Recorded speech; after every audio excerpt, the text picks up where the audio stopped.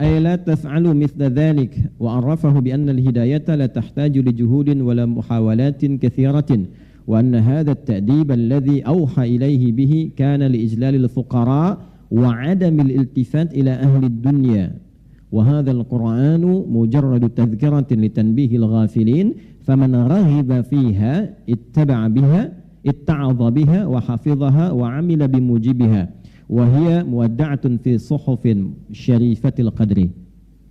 Perhatikan baik-baik. Ini yang mau saya sampaikan dan saya tegaskan. Kalla ay la taf'alu mithla dzalik. Yang dimaksud dengan kalla di ayat ini, jangan sekali-kali mengerjakan perilaku demikian. Merendahkan orang yang terlihat kecil secara umum ya. Hanya karena ingin mengangkat orang yang punya kedudukan besar. Menyenangkan orang-orang yang seakan terlihat punya wibawa. Jadi kita ingin disenangi orang, ingin terangkat kedudukan atau menyenangkan orang lain, tapi ditempuh dengan cara merendahkan yang kecil.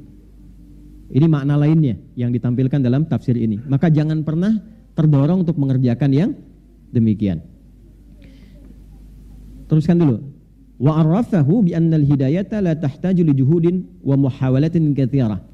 Karena begini, dalam kondisi kita ingin memberikan petunjuk dan hidayah, yang paling pokok itu kembali pada pemberi ya.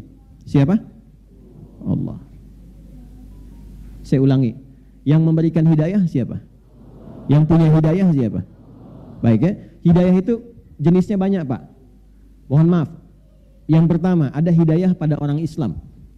Jangan disimpulkan hidayah itu dibatasi pada non-muslim dengan kondisi masuk Islam saja, tidak. Ada hidayah yang diberikan pada orang Islam yang sudah beriman. Bentuknya apa?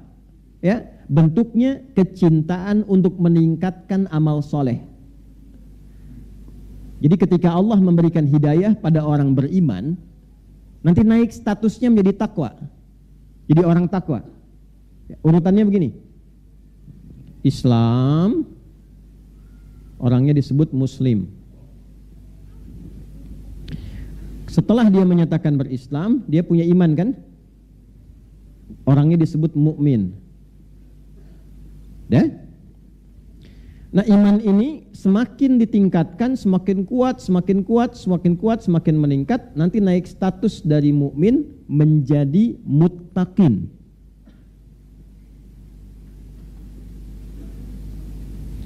Di sininya takwa. Yang mengupgrade iman supaya naik statusnya, iman ini bertransformasi menjadi sifat takwa, orangnya berubah menjadi muttaqin, itu yang men-trigger ini, yang menguatkan supaya iman itu terus naik pindah level, itu disebut dengan amal soleh namanya. Amal soleh. Karena itu sering kita dapati kalimat iman di Al-Quran bersanding dengan amal saleh. Wal 'asr innal insana lafi innal ladzina wa. Nah, seseorang yang diberikan oleh Allah hidayah, padahal dia sudah berislam, sudah beriman, maka bentuk yang tampak dari hidayah itu diberikan kecintaan, kesenangan pada orang beriman itu untuk meningkatkan amal solehnya. Sehingga terus meningkat imannya dengan amal soleh itu. Dan berubahlah dengan itu menjadi pribadi muttaqin. Ini yang dimaksud pembuka surah Al-Baqarah dari ayat 2 sampai 5 itu. Dzalikal kitabu la hudal lil. Nah, bagaimana praktek hudal lil muttaqin itu? Imannya dinaikin dari amanu menjadi yu'minun. Alladzina yu'minuna bil ghaibi. Lalu disupport amal soleh wa yuqimunas wa mimma razaqnahum walladzina yu'minuna bima unzila wa ma unzila min wa bil akhirati hum. Nah, itu naik statusnya. Naik. Itu bentuk hidayah yang pertama. Jelas? Nah, nanti levelnya naik lagi dari takwa kepada ihsan. Orangnya disebut muhsinin. Ini yang tertinggi. Ini level yang tertinggi. Level ini sudah menjadikan semua kegiatannya sebagai ibadah. Bicaranya ibadah, menatapnya ibadah, mendengarnya ibadah, makannya ibadah. Dan dahsyatnya, dalam ibadahnya dia selalu merasa diawasi oleh Allah. Jadi karena perasaan ini, dia tidak tergerak untuk berbuat maksiat. Itu level ihsan, orangnya muhsin. Ya, misal dia mau minum ini ya, enggak sekedar minum, bagaimana caranya minum ini menjadi ibadah. Dari cara ngambilnya pun dia pastikan. Bagaimana Nabi contohkan? Khudh biyaminika ma yalik, ambil dengan tanganmu yang paling dekat denganmu. Ya, kemudian samillah, kul bismillahirrahmanirrahim, dia sebut nama Allah. Dan saat akan minum pun dia merasa dilihat oleh Allah, diawasi oleh Allah, sehingga memastikan cara minum, apa yang diminum semua benar sesuai dengan kehendak Allah. Itulah ihsan. Itu ada di hadis riwayat Muslim nomor hadis yang ke-8. An ta'budallaha ka'annaka tarahu fa in lam takun tarahu fa innahu yarak. Engkau menjadikan aktivitasmu sebagai ibadah dan merasa diawasi oleh Allah saat menunaikannya, sekalipun engkau tak mampu melihatnya. Jelas? Kalau sudah seperti itu, paripurna sebagai seorang manusia dan sebagai seorang hamba Allah. Jadi kalau bicara, dia ukur Allah senang gak dengan bicaranya. Kalau berjalan, dia lihat dulu tempat mana yang dituju, Allah senang gak dengan tempat itu. Itulah ihsan. Nanti ada latihan di Al-Quran cara membentuk pribadi ihsan. Latihannya ada di Quran surah ke-51 ayat 15 sampai dengan ayat 23. Ya, dari bangun malam, dari tahajud, dari istighfar, dari gemar berbagi, dari latihan kemudian untuk mendekatkan diri kepada Allah.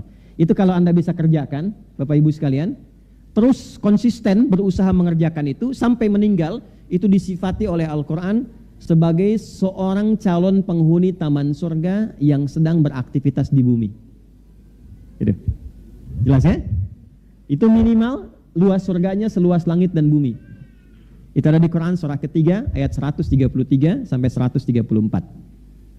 Yang kedua, jenis hidayah itu diberikan kepada orang yang belum berislam untuk mengenal dan masuk ke dalam Islam. Ini ada yang non. Ini Islam, ini non-Islam, non-Muslim.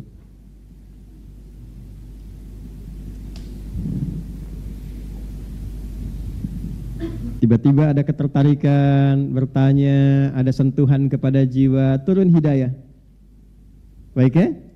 Dari situ mempelajari Islam, membandingkan, mengkomparasi dengan keyakinan dia sebelumnya, dan memutuskan masuk Islam. Nah, bagian kedua ini yang sering kita kenal. Bagian pertama kita lupa.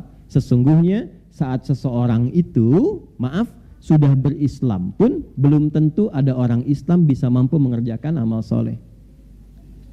Buktinya ada nggak orang yang mengaku Islam tapi nggak sholat? Ada, ya. Nah itu bisa dikatakan dia belum mendekat pada hidayah Allah. Jelas? Ada nggak orang Islam yang kaya tapi nggak mau zakat?